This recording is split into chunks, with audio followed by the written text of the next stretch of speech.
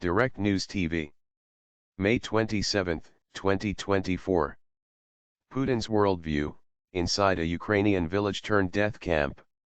Yahidny, Ukraine, aged between 90 days and 91 years, almost everyone in this northern Ukrainian village was forced into a subterranean hell, and some did not come out alive.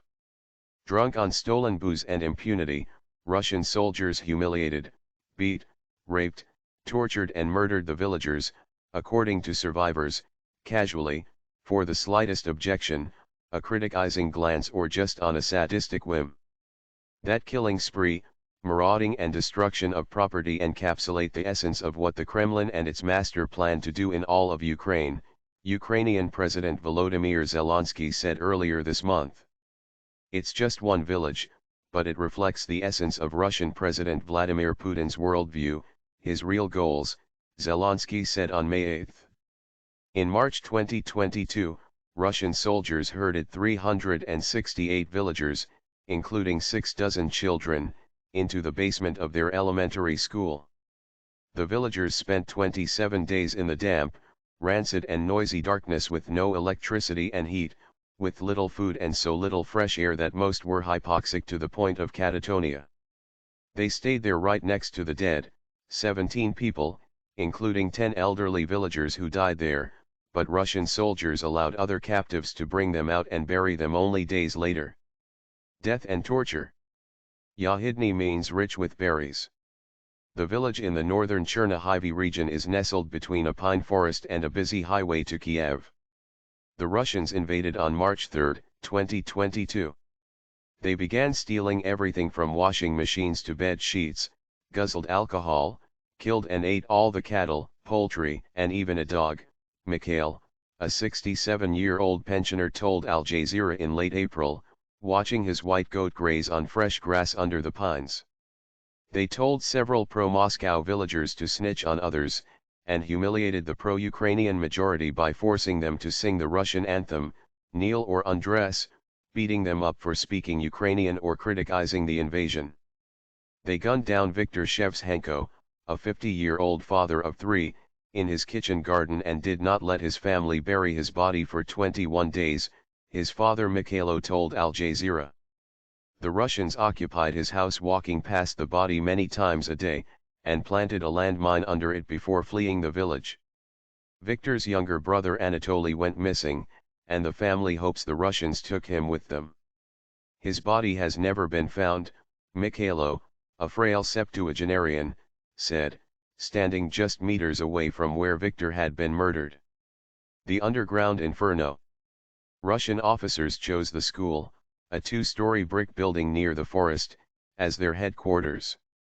Mindful of Ukrainian counterattacks, they decided to use the villagers as human shields, and forced them into the basement, including several disabled elderly people who had to be brought in on wheelbarrows, villagers told Al Jazeera.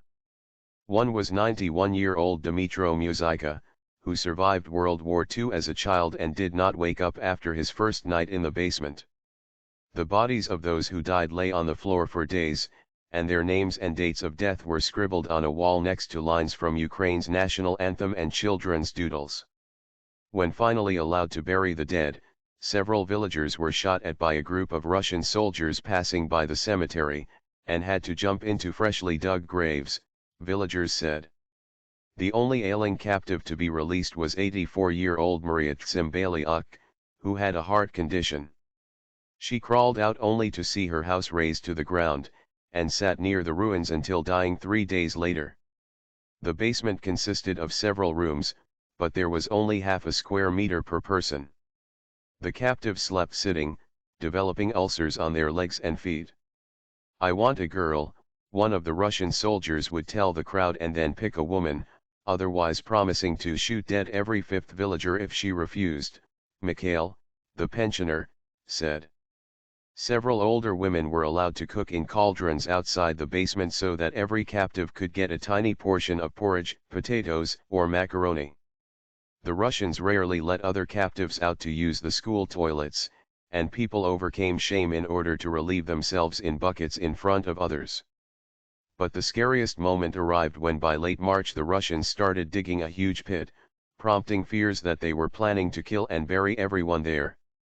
"We thought that was it," said Mikhail, a diabetic nearly killed by an insulin shock because the Russians did not allow any medical drugs in the basement. Ukrainian prosecutors and volunteers have identified some Russian servicemen who had invaded Yahidny. In early March, the Chernihiv Regional Court sentenced 15 of them to 12 years in jail in absentia for war crimes. Life in limbo. Russian guards did not let Tamara Kleinhuk out of the basement when a missile hit the two-story house she had built with her late husband. The house burned down along with hundreds of books and family photos. All other valuables had already been looted. "My memories burned down," Kleinhuk, 66, portly and clad in a checkered shirt, told Al Jazeera. In late March 2022, unexpected pressure from Ukrainian forces, poor supply lines and heavy losses forced Moscow to withdraw its troops from northern Ukraine. They left Yahidny after mining it and the forest around it. Also left behind were a howitzer, hundreds of rounds of ammunition and several soldiers who were so drunk and disoriented they lagged behind, and were later captured by the Ukrainian military. Almost 120 houses in Yahidny were destroyed or damaged.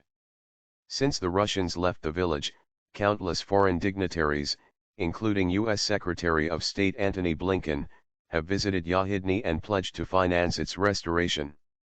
The Latvian government offered to rebuild 7 burned-down houses, including Kleinhuk's. Kiev also allocated money for Yahidny, promising uniform brick houses and an occupation museum in the school basement. But 2 years, and 2 cold winters, later, some villagers still cannot move into the houses that lack electricity and heating. Construction workers built the walls for Kleinhuk's new house and installed plastic windows. But the Latvian money ran out by the fall of 2022, and she was not eligible for restoration by Ukrainian contractors. These days, Kleinhuk lives in a residential limbo, in her tiny summer kitchen, next to a makeshift stove, piles of stuff and a dog. Several other villagers also complained to Al Jazeera about the quality and speed of work of government-hired construction companies, but refused to provide their names or other details. The restoration effort in Yahidny was a classic case of too many cooks spoiling the broth, a Kiev-based analyst said. There weren't enough funds for Yahidny because authorities pinned their hopes on volunteers and sponsors, but their capabilities were not enough, Alexei Kush told Al Jazeera. "My name is Kingsley. Please like, share, subscribe and hit that notification bell so you can be the first to be notified whenever we post. You won't regret it."